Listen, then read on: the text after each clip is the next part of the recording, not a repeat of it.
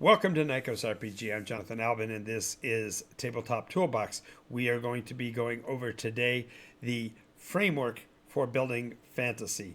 And this is something that we touched on in a couple of earlier videos, but this will be the definitive work on the subject. We're going to be covering basically 8 different pieces that make up the establishment portion.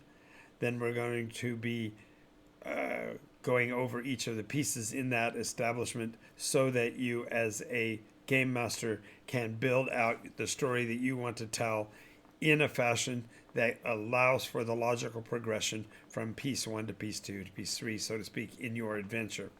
If you are a sandbox storyteller, the only real mechanistic difference is that you won't be chapterizing, instead you'll be generalizing, and so therefore the framework mechanisms will be subliminal rather than overt in that case. That doesn't mean that the opposite of that is true. These are not going to be railroad elements, but instead these are going to be pieces that your players will weave together over the time of your adventuring to result in the completion of the story as you defined it. So first of all, we need to decide what those story dynamics are. Now, we've talked about a few of these in earlier episodes, and this one may not seem much different at the very beginning, only because I've covered the concept of the establishment a few times. If you are familiar with the World in Around 80 Days series that I'm doing, it does definitely take one entire episode to talk about establishment. And we're going to be talking about establishment in the framework so that you can see why the establishment is necessary. Story creation fundamentally has a beginning, a middle, and an end. And while I am discussing the establishment as the beginning of your story, realize the beginning of your story is up to you as the storyteller and game master. So you can literally start your game session in the middle, work towards the end, and then add in the pieces from the beginning. Or you can start at the end and establish the beginning and the middle along the way. Or you can do the traditional beginning, middle, end. The point is that the beginning is still the beginning. The establishment is still the framework upon which all the other stories you're going to tell within the purview, if you will, of your saga matter is concerned. The establishment fundamentally is, in common parlance, the equivalent of your session 0 adventure. Now, if you're not familiar with what a session 0 adventure looks like, this is the time that you bring the players together in advance of the first session of their individual stories to discuss the very process by which the story is going to be told. So you're going to discuss where they came from, what their beginning is, what their middle is, and how the story might end in the future. And these establishments don't give away the secrets. They don't reveal any particular truths that the players couldn't have defined on their own. But what it does do is it takes care of the arguable details that sometimes players will bring to the table in advance of the first session. So, for example, if you have a player who has a penchant for being a Leroy Jenkins, you can address that right at the beginning, explaining that the mechanism either supports or eschews that, depending on how you define your story. But by giving the players that beginning, that establishment episode, you're able to work out many of the conflicts or the bugs that you might run into within the first few weeks. It doesn't guarantee that your game will run perfectly, because players are players, and the game that they came to play may not be the game that you came to run. So it's a matter of using your establishment episode, your chalking the ground, so to speak, to allow you as the storyteller to engage with the players so that they understand what it is they're getting themselves into. Now, what is the establishment? That is the really big question. What is it that you're establishing? Well, the first thing you're establishing is the theme. And when I utilize the word theme here, of course, I'm referring to the nuanced condition of the world that the players are engaging with. So, for example, the theme of a post-apocalyptic adventure is that the world is at its end and the players are trying to survive a period after the end of the end. And this can be, for example, a theme can be the Spanish Inquisition. Of course, nobody expects the Spanish Inquisition, but that's a completely other story, isn't it? The theme can also be pirates, or the theme can be ancestral research. These are all ways or thematic ways to identify the world that you are going to be playing in, and therefore gives the inklings of what the establishment will be, and therefore lets the players kind of get a hint on what things are going to be held important within the story. And the theme also lends itself to bringing the players into alignment with the direction and the feel of the story, because you're able to engage them where they are and bring them to an understanding of where you need them to be for the story to progress. It doesn't mean that you're telling them how to play their character.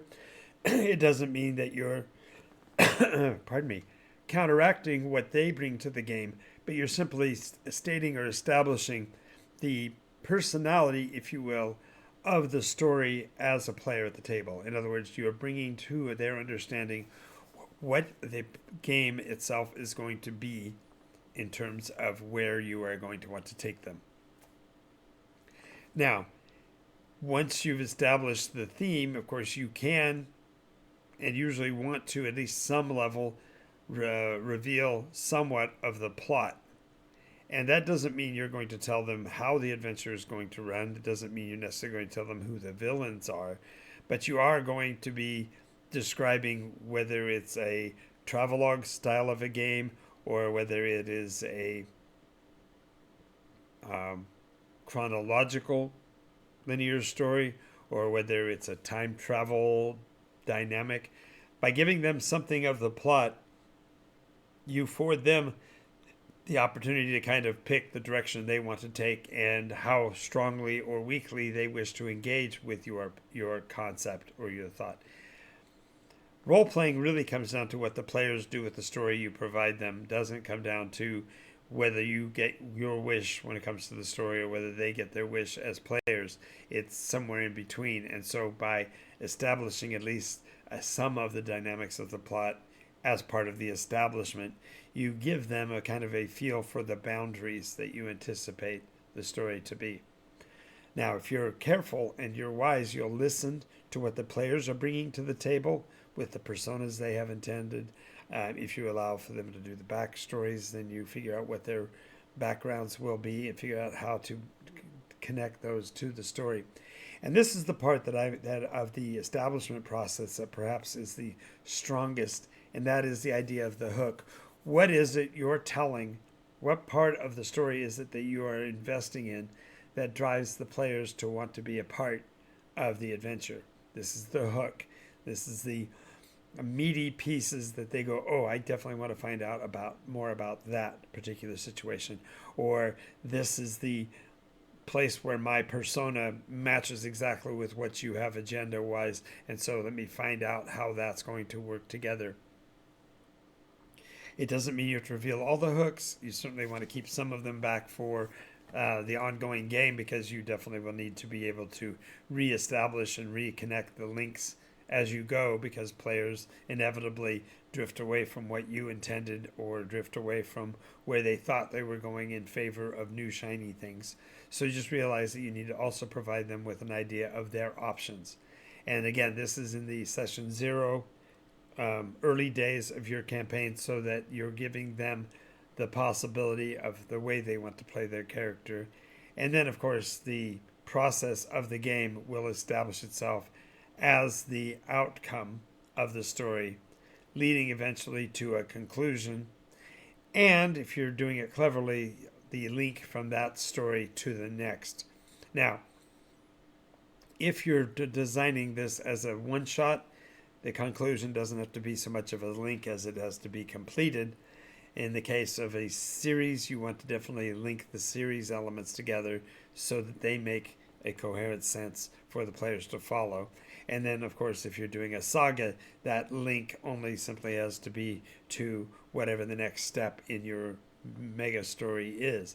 But the idea here is that the framework of your adventure, this concept of establishment, theme, plot, hook, options, outcome, and conclusion, give sort of a skeleton for the story that you are telling, so that as the players either drift inward into the story and perhaps go deeper than you intended, or are cut loose by some mechanic in the game or some other choice they make that drags them away from it, you're able to hold the meat and bones, if you will, of your story together so that you complete that portion that you were attempting, and therefore the players feel that connection and that link together to make the adventure really pop. Now, I've said what I've said, but let me go ahead and go one step further. The idea of the story dynamics as defined, this framework, really is the concept of what you want the story to say. It doesn't necessarily associate with the linear progress of the story. It doesn't even link to the NPCs or the personas that you're engaging with.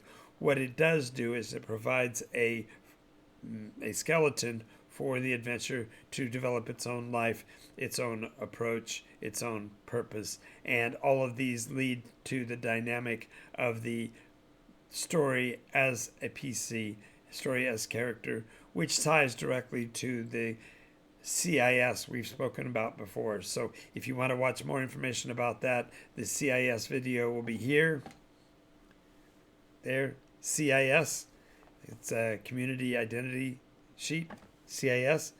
And beyond that, you'll also want to understand the character as the story as character, which is a video that will be here as well at the end of the video. So I want to thank you for watching today. This is really what I wanted to get across. Tomorrow is Tuesday, which means Nikos News Day. And boy, do we have some fun stuff to share tomorrow. I'm looking forward to sharing that information with you. Do realize that in the morning, the news day will be about the production side of NycosRPG, and in the evening, the Nikos Nightly News from the 3G network, the GNOME GNU's network, will bring you the updated, most current information from the campaigns that are currently available to the public to be aware of. Also realize that if you like what you're seeing, you can join us by joining our Patreon program. At any of the values other than free, you're given permission to join our Patreon account and thereby gain access to our Discord. And in our Discord is where we run our games, pardon me, Saturdays, 9 a.m. until noon, and Sundays from 1 p.m. until 4 p.m. Both those times are in Pacific time, and we would love to have you included in those game sessions. They have no cap, so I have no idea how many players we can accommodate. I have accommodated as many as 17 in a session, so we're nowhere near that right now, so we would love to have you join us. That's we're at NycosRPG as a Discord channel. For more information, check out the Discord channel, and also which you can get to through the Patreon account and or through, of course, the link here on Twitch. So I want to thank you again for being here. Hope to see you next time, and we will catch you all up on everything Nikos like tomorrow. Do remember we record Monday through Friday, 10 a.m. and 11 p.m., both Pacific times, and we hope to see you then.